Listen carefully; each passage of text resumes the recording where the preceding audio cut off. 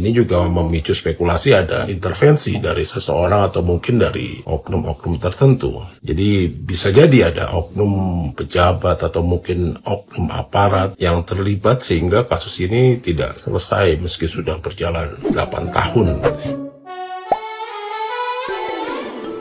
Hola netizen yang tercinta, 2 jenderal polisi turut jadi sorotan gara-gara kasus Pina Cirebon yang kembali mencuat ke publik. Bagaimana tidak, kasus yang terjadi sejak tahun 2016 itu belum juga tuntas sampai sekarang. Nah, inilah karir moncer 2 Kapolres Cirebon pada tahun 2016 yang gagal membongkar kasus Pina Cirebon.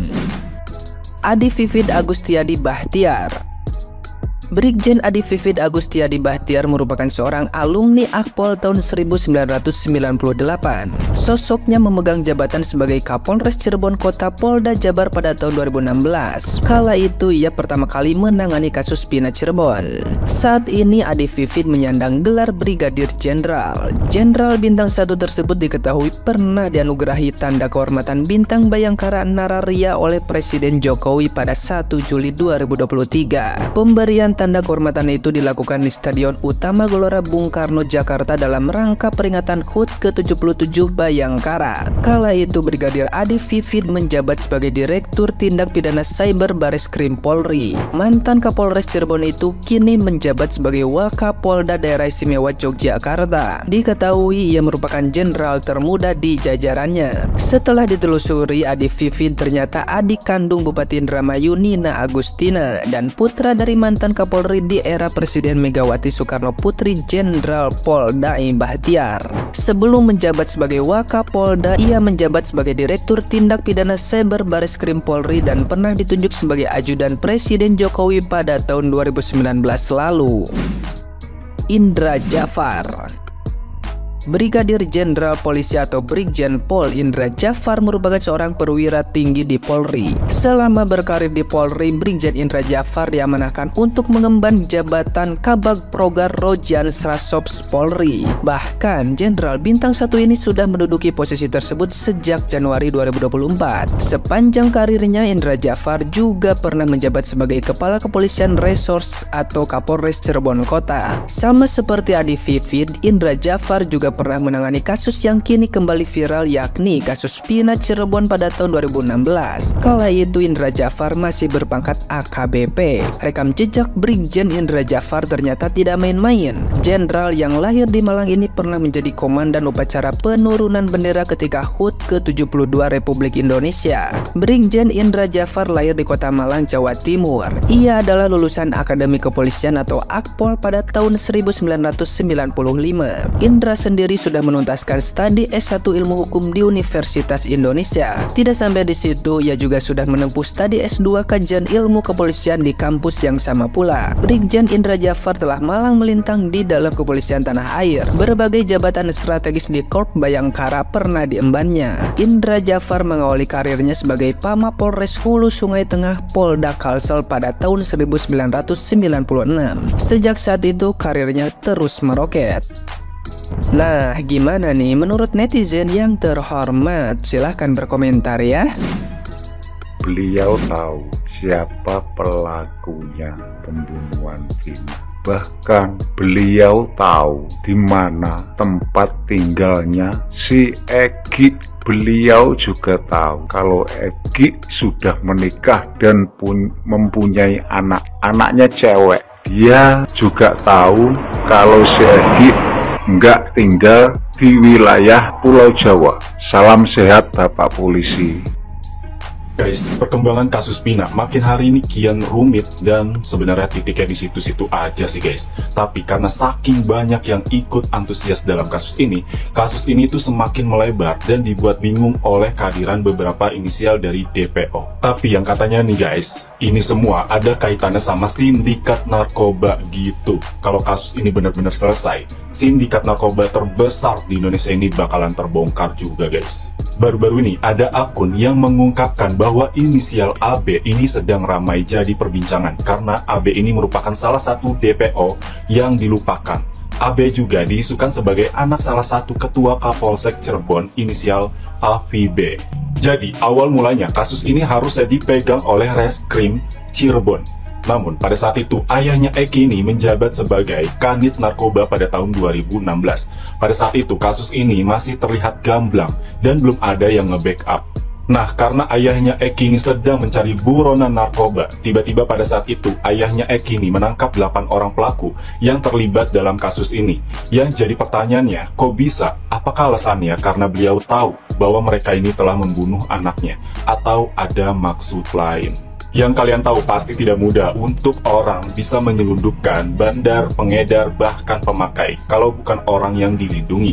Besar kemungkinannya nih guys, kalau geng motor tersebut adalah salah satu kaki yang terhubung oleh bos besar narkoba. Yang bisa disangka dia adalah dari salah satu pihak kepolisian. Jadi kenapa bisa nih anak geng motor tersebut tidak suka dengan Eki? Ya karena Eki ini bapaknya seorang polisi dan sedang berburu guys. Masuk akal nggak sih? Kalau kalian ingat dengan kata-kata Vina, awalnya mereka nggak ada niat untuk membunuh. Tapi karena mereka tahu siapa mereka, jadi akhirnya ini dibunuh guys. Kalau ditanya otaknya siapa, ya si AB ini merupakan anak dari Kapolsek Cirebon yang pastinya udah dijamin perlindungannya secara langsung. Nah setelah AVB ini naik jabatan sebagai ketua Kapolsek Cirebon, tiba-tiba kasus ini terhenti gitu aja guys. AVB ini jelas pasti akan melindungi AB anaknya pada saat itu. Nama AB tiba-tiba menghilang, dirubah identitas, kakak, dan segala hal yang menyangkut dirinya hingga menghilang tanpa jejak. Dan bapaknya Eki di sini juga berperan penting atas kenaikan jabatan AVB. Tapi seburuk-buruknya manusia menyimpan bangkai, pasti Allah akan menunjukkan ya guys. Allah itu maha baik nih. Lambat lain kasus ini tuh mulai terungkap dan naik kembali. Dan kalau kalian tanya Egy yang mana, ya jelas Egy itu beneran pelakunya yang beredar sekarang, yaitu Egy Rian Prayoga. Kenapa Egy ini harus banget dilindungi? Ya kalau dia ketangkap, skakmat itu rajanya, sindikat narkoba terbesar di Indonesia ini bakalan terungkap guys. Ngikutin kasus Vina itu emang pusing banget sih guys, tapi please jangan sampai kasus ini tuh redup. Ayo terus kita bantu dan kita up terus sampai masalah ini clear, karena ini udah bener-bener kesekian kalinya polisi kerjanya macam kayak mana pula ya. Masa harus netizen terus, dan yang harus turun tangan nih digaji enggak, bebannya itu berat banget. Tapi nggak apa-apa lah ya, anggap aja buat ladang pahala kita nih di akhirat nanti guys.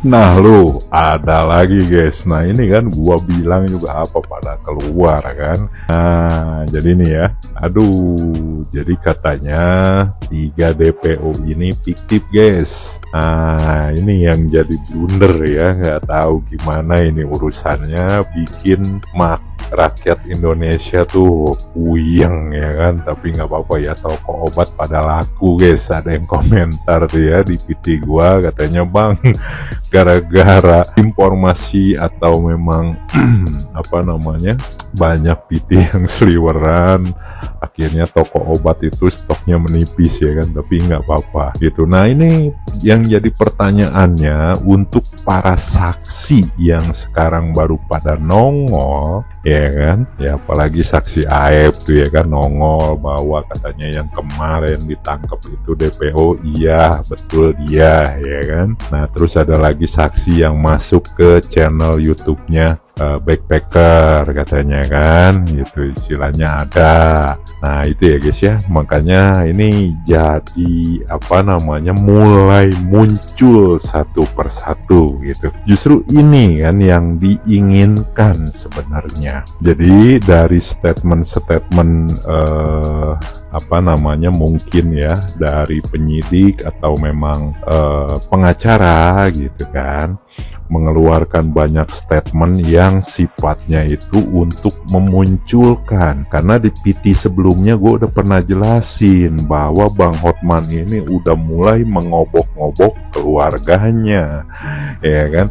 Jadi yang dibilang keluarganya ini guys ya bukan artinya anak atau apa, tapi ya ini yang bersangkut paut ya kan. Nah makanya nih muncul kan yang kayak begini. Jadi kan nantinya ini oknum-oknum ya dibilangnya ya. Jadi dari kepolisian ini akan berbenah diri, karena memang mereka sendiri pun sebenarnya sedang dipantau ya kan oleh presiden terpilih dan juga istana tentunya ya, dan sudah memasukkan CCTV sebenarnya itu. Nah cuman kan memang tidak dibuka ya guys ya, karena ini untuk keamanan juga, biar kenapa sih ini cukup konsumsi di lingkup pemerintahan gitu kan, kita nggak usah terlalu jauh juga ya. Di dalam institusi polisi juga nggak semuanya jelek guys ya, banyak juga yang baik-baiknya juga gitu kan. Nah kita sebagai netizen yang cerdas, kita cukup membantu saja gitu kan,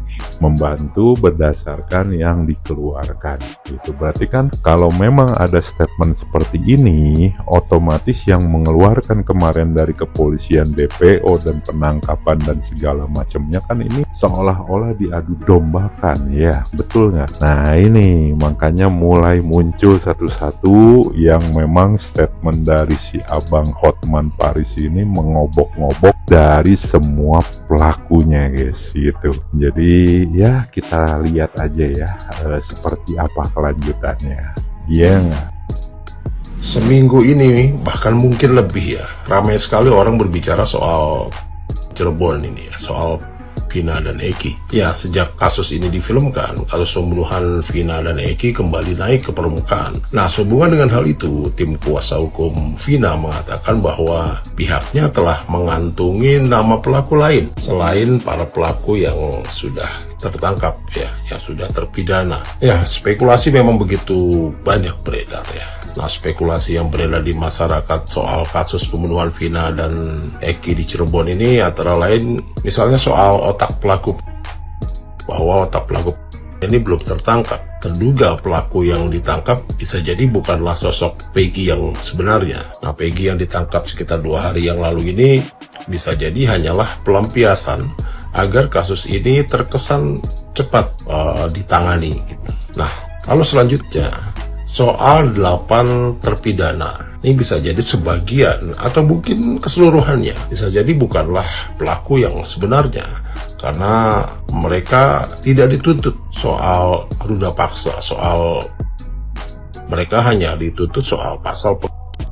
Ini juga aneh. Lalu soal 3 pelaku yang buron, ini bisa jadi 3 orang pelaku ini memang sudah meninggal atau mungkin sudah, begitu spekulasi yang beredar. Lalu para pelaku ini juga aneh sih, mereka menarik keterangannya saat kasus ini dilimpahkan ke Polda Jawa Barat.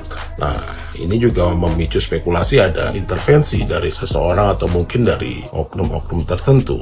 Jadi bisa jadi ada oknum pejabat atau mungkin oknum aparat yang terlibat sehingga kasus ini tidak selesai meski sudah berjalan 8 tahun.